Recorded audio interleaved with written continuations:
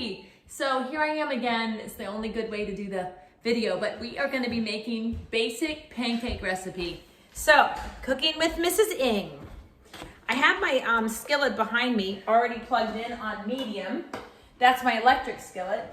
And then I also have a skillet on the stove. I haven't turned that on just yet. The good thing about using the electric skillet is actually, it's nice to have an electric skillet. Let me show you. It's nice to have that electric skillet back there because then you can actually cook more at a time, and it also, there's no chance that you're gonna burn it. So I do like the electric skillet, but if you don't have one, you can just use a regular skillet like this and make sure it stays on medium heat. All right, so to get started, you are going to measure your flour and baking powder, sugar, and salt. So I'm gonna take my dry measuring cup and I'm gonna measure 1 cup of all-purpose flour. Josiah, would you like whole wheat in it or just white? White. Okay, so my son says he would prefer white all-purpose flour, so I am going to make it for him. Sorry guys, let me grab one thing. You always should measure over something else, so I'm going to use too many things. Okay. So you can measure everything out ahead of time, and then it would be our word that we talked about, mise en place, having everything in its place, and that would be great. But I have just a small, I love my kitchen, but I have a small counter area to do demonstrations. I didn't know I'd be demonstrating from my house. So there you go. Okay, so 1 cup of flour. Now, if you chose to measure flour, use the whole wheat. I prefer to use half whole wheat and half all-purpose, which means you are increasing the nutrients by adding that whole wheat that has a little bit more fiber in it, but it also doesn't change the taste to be too off, or too tasting a little bit too different than what we want. All right, I must have just put away my baking soda. Okay, so I have my baking powder. I think that's what the recipe calls for, yes. So 1 tablespoon baking powder. Now don't forget, you need to look at the recipe over and over again to make sure that you understand what parts of the recipe you need to do, what ingredients you have, what you need to measure. So you really should be looking at the recipe numerous times. You should also have your hair back and your apron on and your hands washed. Those were the basic ones. I'm not gonna tell you that every time, but it's always good to review. All right, so the baking powder is our rising agent. It's actually considered a leavening agent. It helps the food to rise, and we want that. Then we have just a tablespoon of sugar.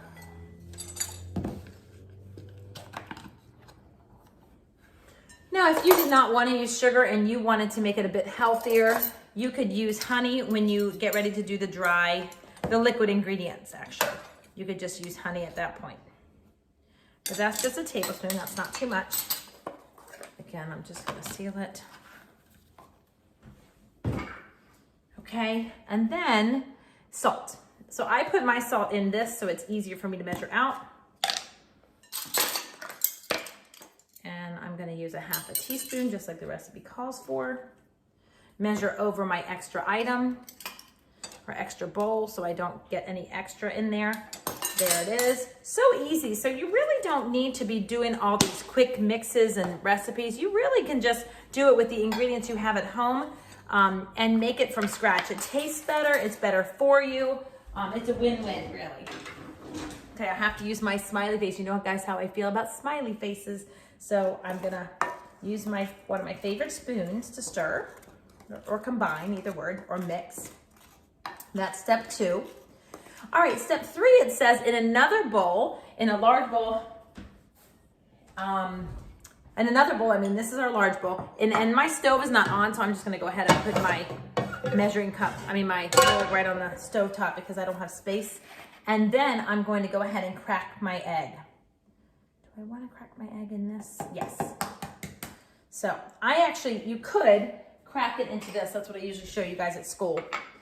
You're gonna crack it into this first, a custard cup, because if you do get a shell, it would be a lot easier for you to scoop out scoop out the shell if it was there. And then once you have it, then you plop it in or pour it in. Okay, I just rinsed my hands. I didn't wash them fully, but I probably should wash them a little bit longer. So let me go back to that.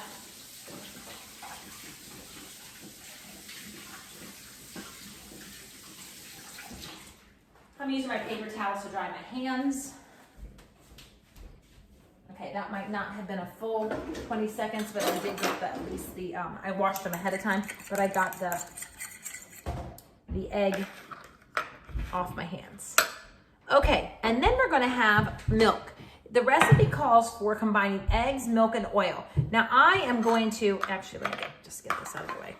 I'm going to actually use almond milk because that's what we use in our home. But if you have regular milk, that's fine too. And I'm gonna go ahead and measure 1 cup of, there's water from another demonstration. Measure 1 cup almond milk. Okay, I bent down like that because you always wanna read at the at eye level so that you can see the curve in it. So that's the meniscus. I get the unsweetened almond milk from Aldi, which works great. And it's a bit healthier than the others. And then I'm gonna use 2 tablespoons of, it says vegetable oil, but really you can use vegetable oil, canola. I'm just gonna finish up the rest of this because I have it. Now, I'm trying to show you real life cooking. So I'm just gonna use something already dirty and I'm just gonna measure right over there. Why in the world would I measure over something else? I don't wanna just dirty up a bunch of dishes. I did spill a little, but if you make a mistake or spill, then you're the one to clean it up. In this case, I am.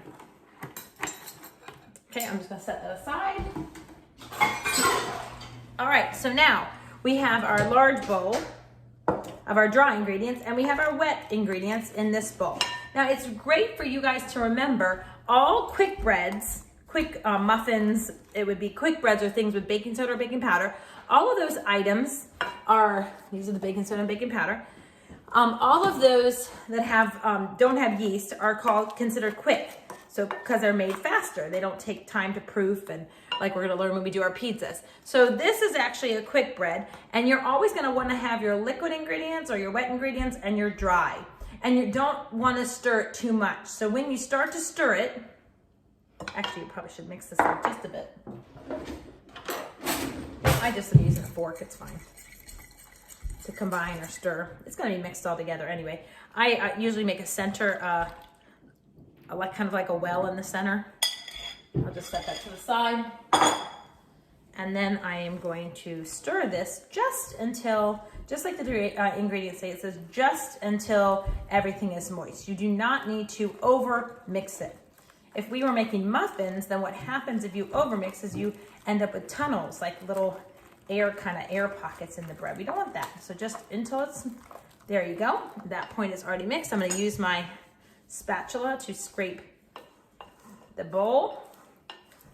Remember, spatulas are great for scraping. They're also great for folding, as we are gonna learn in our homemade ice cream and other recipes. All right, so it looks perfect. And then let it rest for 30 seconds. So I'm gonna let that rest. This would be a great time for people to start washing if we were in a lab setting where there was people available to watch because we were in a group setting. I'm gonna go ahead and get my items ready and show you what to do. I don't use sprays at my home, or I don't use my sprays. I think at school we do. I don't use them because I just don't see any reason to add chemicals to things, or I don't know really what's in it. So what I do is I use coconut oil often, but I'm just gonna go ahead and use this because it's already out, our canola oil. And I just put a little bit in there. And I am going to go ahead and just grease my pan. So I'm gonna tilt that just a little for you guys. And I'm gonna tilt my pan, grease my pan so it doesn't stick. And then I'm going to also grease it back here. You guys aren't able to see that, but I showed you already what it looks like, the electric skillet. Okay. So I'm gonna actually wait for this. I'm gonna go ahead and warm it up. Okay, so I've got my pancake turner or spatula turner already ready. And I am going to get ready to make our pancakes.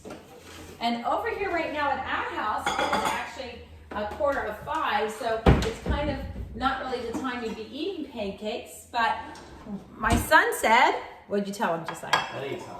Anytime is a good time to eat pancakes. Anytime is Pancake time. Exactly. All right, so we're gonna do that. Let me find my favorite scooper. There it is.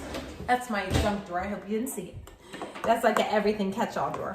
Okay, so I like my pancakes to be reasonable in size, and I make pancakes that show my character. So they're not necessarily perfectly centered and round like my husband makes them, but I like to be unique. We're all unique. Actually, let me show you this real quick. So in order to find out if the skillet is ready, you are just going to wet your hands and you're going to go like this. Do you hear the sizzle? Let's hear if this is ready. Yep, they're both ready to go. So I'm going to go ahead. You could actually remove your spoon so you don't have to worry about having that in the way. And then I'm just going to drop a pancake right here. It's not too bad. And I'm going to drop another one right here. I'm going to allow some space because I don't want them to merge. And while I'm waiting, I'm actually going to go to my back counter. Sorry for my hand, guys. And I'm going to put some back there while you watch the other ones. And we'll compare. So if I was having a big gathering, so like when my sister comes with my nephew and my nephews, and we're all together at Thanksgiving, keeping the number, of course, reasonable for COVID. But when they're here, then I would definitely want to use my electric skillet, because why in the world would I want to spend all this time over the stove? So at that point, I'm done. I kind of put a bunch there. I'm going to just use this, and I am going to scrape it as well. I hope you guys can see. Maybe you can't. Okay. I just used a rubber spatula. If you didn't see it very well, I used the rubber spatula to scrape the rest of it because I wanted to make sure that I didn't waste any. All right, now let's look at our delicious pancakes. What's happening there? Okay, so now all the little air is coming into them, and you can see that it's ready to flip. When you start seeing those circles, I hope you guys can see that better. Let me do this and show you guys. See? I don't want to lift it too much for the heat, but you can see little circles on it. Then you're going to take your spatula. Actually, I should probably divide it. There you go. And then you're just going to flip it. That's not nice. Let's try again. I'm going to hold my why is it being like that? There you go. Okay. So now we're going to let those cook. So when it starts having those little holes on top, that means it's ready to be flipped. There you go. You can see me back there, I guess. Okay, I'll let those cook on the other side, and then these are ready to flip. Yeah, I find this easier, and I have it set on 350 right now. If you like them a little more golden, you can turn it to 400.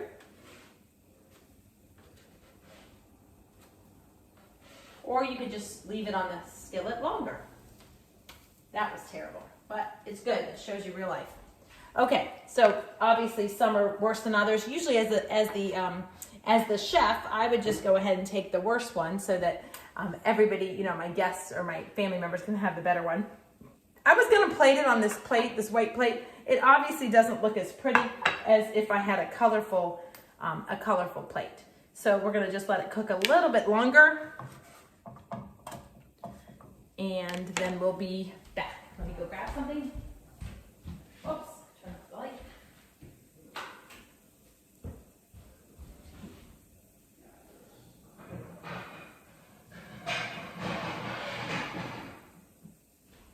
Okay, so this is a much prettier plate.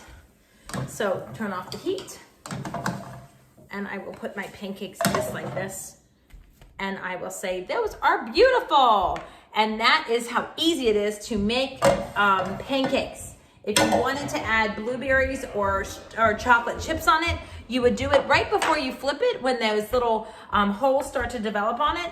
Then you would say, oh, time to put my chocolate chips on it or blueberries or anything else you'd like to put on it. All right, and let's check these back here. I know you guys wish that you were with me so I could share them, and then you can serve them with whatever you'd like. In our house, we like maple syrup because it's healthier than the high fructose corn syrup. So I'm gonna just put these on so you can see the end result. I'll leave the one that doesn't look pretty because I don't need to show that to you guys. And then we are almost done. And then turn this off. And there you have it. Those are our pancakes. Happy making your pancakes. Bye-bye.